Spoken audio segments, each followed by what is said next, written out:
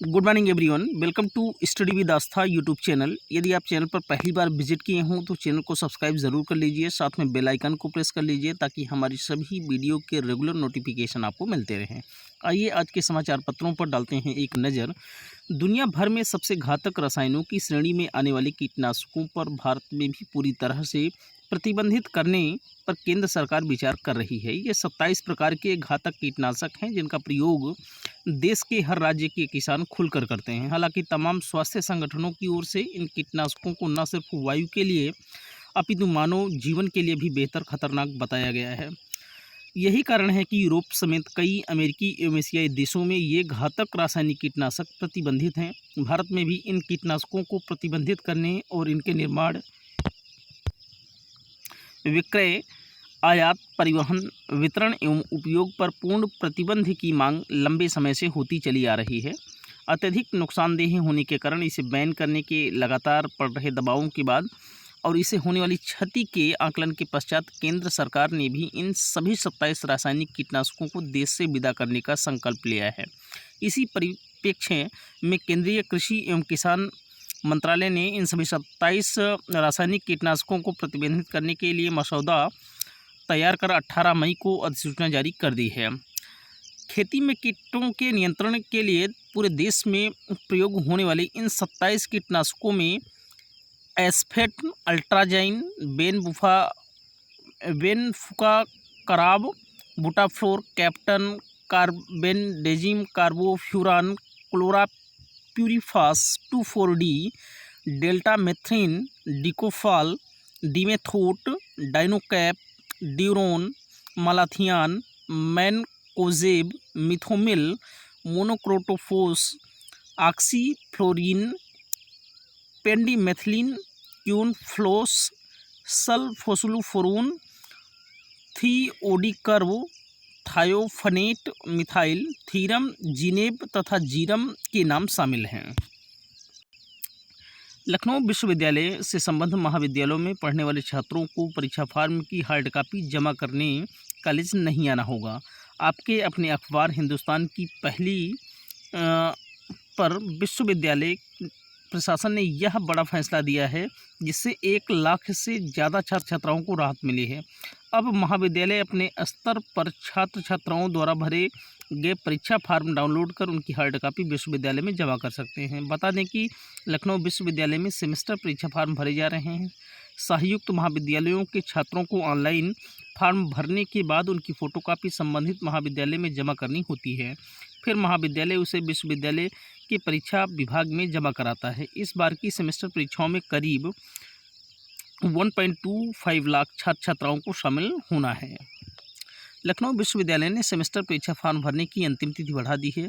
बिना किसी विलंब शुल्क के 6 जून तक आवेदन किया जा सकते हैं। आवेदन विश्वविद्यालय की वेबसाइट www.exam.luonline.in या www.lkouniv.ac.in के माध्यम से किए जा सकते हैं।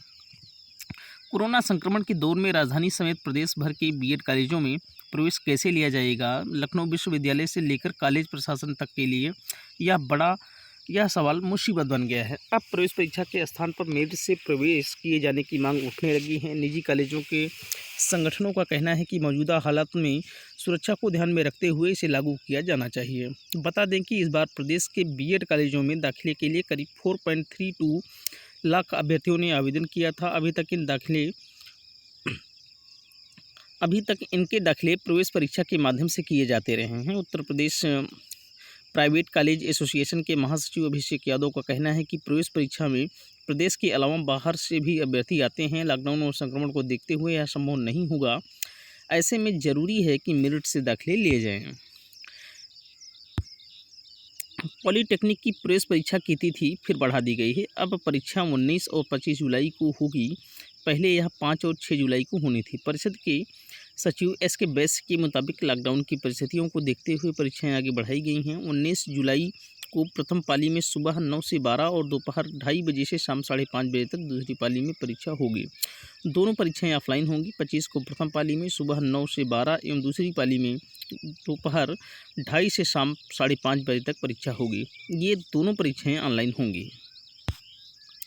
बाबा साहेब भीमराव अंबेडकर केंद्रीय विश्वविद्यालय में कैंपस प्लेसमेंट का आयोजन किया जा रहा है। University institute of engineering and technology के विद्यार्थियों के लिए आयोजित इस कैंपस प्लेसमेंट में रिलायंस जियो इन्फोकॉम लिमिटेड कंपनी शामिल हो रही हैं। इस प्रक्रिया में UIEET के वर्ष 2018-19 और इस वर्ष के अंतिम सत्र के विद्यार्थी हिस्सा ले सकेंगे। Company enterprise service delivery insurance engineer के रिक्त पदों के लिए विद्यार्थियों का चयन करेगा। बाबा साहब भीमराव अंबेडकर केंद्रीय विश्वविद्यालय में 22 मई को वेबिनार आयोजित किया जा रहा है। यह webinar department of library and information science द्वारा information literacy to fight epidemic विषय पर होगा। इसमें बेंगलुरु के इंडियन स्टैटिस्टिकल इंस्टीट्यूट DRTC की प्रोफेसर देविका P मडाला मुख्य वक्ता होंगी। हाईकोर्ट की लखनऊ पीठ ने 69,000 शिक्षक भर्ती की उत्तर कुंजी पर आपत्तियों से संबंधित विवाद में राज्य सरकार को जवाबी हलफनामा देने के लिए 24 घंटे का समय दिया है। मामले की अगली सुनवाई 22 मई को होगी। यह आदेश न्यायमूर्ति मनीष माथुर की एकल पीठ ने ऋषभ मिश्रा व अन्य की ओर से दाखिल सेवा संबंधी याचना पर सुनवाई के बाद दिया। सुनवाई वीडियो कॉन्फ्रेंसिंग के जरिए हुए याचियों की ओर से वरिष्ठ अधिवक्ता LP मिश्रा व अमित सिंह भदौरिया ने विवादित उत्तरों के संबंध में विशेषज्ञ कमेटी का गठन कर उनकी रिपोर्ट के आधार पर पुनर्मूल्यांकन की मांग की। साथ ही चयन प्रक्रिया पर अंतिम तौर पर रोक लगाने की भी मांग की। वहीं राज्य सरकार की ओर से याचिका का विरोध किया गया। राज्य सरकार की ओर से स्वयं महाधिवक्ता राघवेंद्र सिंह पेश हुए। उन्होंने याचिका को बलहीन बताया। न्यायालय ने दोनों पक्षों की बहस सुनने के उपरांत सरकार को संक्षिप्त हलफनामा दाखिल करने के लिए 1 दिन का समय प्रदान किया। याचियों को 8 मई 2020 को जारी उत्तर कुंजी में 4 उत्तरों को लेकर आपत्ति की है। परिषदीय प्राथमिक स्कूलों में 69,000 सहायक अध्यापकों की भर्ती में अनुसूचित जनजाति वर्ग के 1,110 पद खाली रह जाएंगे। इस स्थिति में आरक्षण नियमों के अंतर्गत ST के इन रिक्त 1,110 पदों पर अनुसूचित जाति SC के अभ्यर्थियों को अवसर मिलेगा। देश में 1,06,750 कोरोना संक्रमण के मामले हैं। 3,300 मरीजों ने अपनी जान गंवाई तो वहीं 42,298 मरीज पूरी तरीके से स्वस्थ हो चुके हैं। पिछले 24 घंटों में रिकॉर्ड 5,611 नए संक्रमण उभर कर सामने आए हैं। CBSE बोर्ड की 10वीं और 12वीं की लंबित परीक्षाएं उन्हीं के केंद्रों पर होंगी जहां से छात्रों ने पंजीकरण कराया है, यानी परीक्षा देने के लिए किसी बाहरी केंद्र पर नहीं जाना होगा। CBSE के अधिकारियों ने बताया कि छात्रों को परीक्षा देने के लिए अपने अपने स्कूल में ही उपस्थित होना होगा। इस दौरान सामाजिक दूरी का पालन करना होगा। छात्रों को मास्क और सैनिटाइजर लेकर आना होगा। 12वीं की कक्षा लंबित पूरे देश में होगी, जबकि 10वीं की लंबित परीक्षा केवल उत्तर पूर्वी दिल्ली में कराई जाएगी। उत्तर पूर्व दिल्ली में नागरिकता संशोधन कानून को लेकर विरोध प्रदर्शन के मद्देनज़र 10वीं की परीक्षा स्थगित करनी पड़ गई थी। महाचक्रवात अम्फान का बुधवार को उड़ीसा और पश्चिम बंगाल में कहर बरपा। पश्चिम बंगाल में 190 किलोमीटर प्रति घंटे की रफ्तार से चली हवाओं और भारी बारिश के बीच 3 लोगों की मौत हो गई। दोनों राज्यों में NDRF की 39 टीमें तैनात हैं। मौसम विभाग के मुताबिक पश्चिम बंगाल और उड़ीसा के तटीय इलाकों में 185 से 190 किलोमीटर प्रति घंटे की रफ्तार से चली हवाओं से उत्तरी और दक्षिण 24 परगना ईस्ट मिदनापुर जिले में तूफान का ज़्यादा प्रभाव रहा। समुद्र में भी 5 मीटर ऊंची लहरें उठी।